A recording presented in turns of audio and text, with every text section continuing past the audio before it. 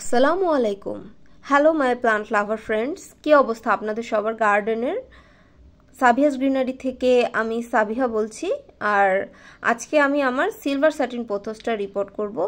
তো দেখতেই পাচ্ছেন এটার পাতার অবস্থা বেশি ভালো নয়। আমার মনে হচ্ছে যে এটার মিডিয়াতে কোনো প্রবলেম আছে, এই কারণে হচ্ছে এই সমস্যাটা হচ্ছে।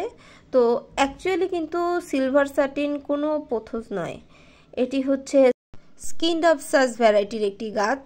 এটা হচ্ছে স্কিন্ডাপসাস পিকটাস। তো এর মধ্যে আরও অনেকগুলো ভ্যারাইটি আসে, সিলভার অ্যান্ড, সিলভার লেডি, আরও অনেকগুলো আর্জেরিয়াস এরকম আসে। তো এগুলো এরওয়ার প্লান্ট। তো এর আগের দিন যেদিন আমি এনজয় পথসটা রিপোর্ট করেছি সেদিন আমি এরওয়ার প্লান্টের সয়েল মিক্সটা দেখিয়েছি। তো আজকে দেখালাম না, ওই সেম মিডিয়াটা আমি আজকে এটাকে রিপোর্ট করার জন্য ব্যবহার করব। তো এই গাছগুলো basically Bangladesh, India, Thailand, Malaysia, Indonesia, Java, Borneo দ্বীপ এই ধরনের জায়গায় হয়। তো আপনারা বুঝতেই পারছেন যে এই গাছগুলো আসলে কী ধরনের পরিবেশ পছন্দ করে। একটু হিউমিড, গরম এই ধরনের পরিবেশ কিন্তু এই গাছগুলো পছন্দ করে। তো সেই অনুযায়ী আমরা এটাকে একটা পরিবেশ দিতে চেষ্টা করব। এই গাছগুলোর শিকড়গুলো খুব মোটা মোটা হয়। তো এটার শিকড় মোটা মোটা হওয়ার কারণে তো শিকড়ের বাইরে যে লোম লোম প্রান্তগুলো থাকে ওগুলো যে কোনো কিছুকে আঁকড়ে ধরে এবং খুব সহজে আলোর দিকে যেতে চায়। এই জন্য এটার গ্রোথ কিন্তু বেশ দ্রুত হয় এনজয় পথসের তুলনায়। তো এই আর কি, এই যে আমি টবের নিচে সবসময় যেভাবে করি ছিদ্র করে তার উপরে পাথর দিয়ে ড্রেনেজ হোলটা তৈরি করে নিয়েছি, এর উপর আমি মিডিয়াটা দিয়ে দিয়েছি। এরপরে হচ্ছে আমি ওই যে গ্রো ব্যাগ আছে, গ্রো ব্যাগ থেকে কেটে কেটে ছোট ছোট টুকরো আমি এখানে বসিয়ে দেব, নোট সহ আমি ছোট ছোট টুকরো এখানে বসিয়ে দেব। তো সিলভার স্যাটিন পোথস আমরা অনেকেই কালেক্ট করি। আর এই গাছটার কিন্তু সূর্যের আলো যেমন না হলেও চলে, তেমনি আবার একটু আলো কিন্তু আপনাদের দিতে হবে। ধরুন সকালবেলা রোদ দিলেন বা হচ্ছে শেষ বিকালের রোদটা দিলেন, একদম তীক্ষ্ণ যে দুপুরের রোদ 12টার পর থেকে আসে ওই রোদটা অ্যাভয়েড করতে পারলে কিন্তু ভালো হয়।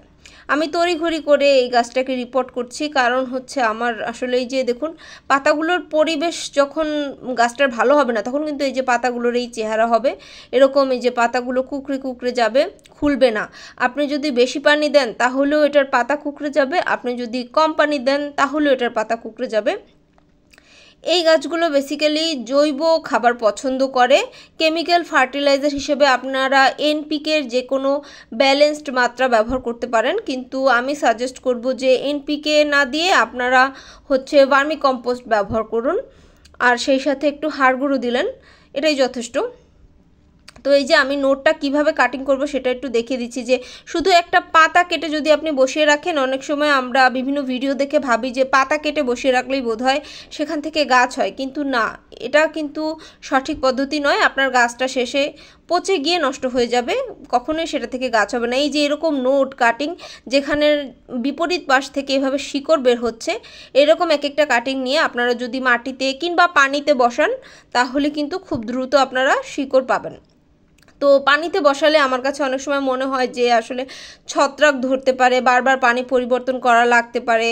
তারপর হচ্ছে মশার উপদ্রব তো থাকেই, যে পানি পরিবর্তন না করলে মশা ওখানে বাসা বেঁধে ফেললো, তখন আবার বাসায় যেহেতু আমরা খুব বেশি ডেঙ্গুর সমস্যায় ভুগছি রিসেন্ট ফিউ ইয়ার্স, তো এই জন্য আসলে আমি পানিতে আসলে গাছপালা রাখাটা একটু অ্যাভয়েডই করছি। তো এই যে আমার কাটিংগুলো বসানো হয়ে গিয়েছে আর আমি পানি দিয়ে দিচ্ছি। এরপরে হচ্ছে আমি এটাকে 2 দিন ছায়ায় রাখবো। 2 দিন ছায়ায় রাখার পরে হচ্ছে আমি আবার রোদে রেখে দেবো।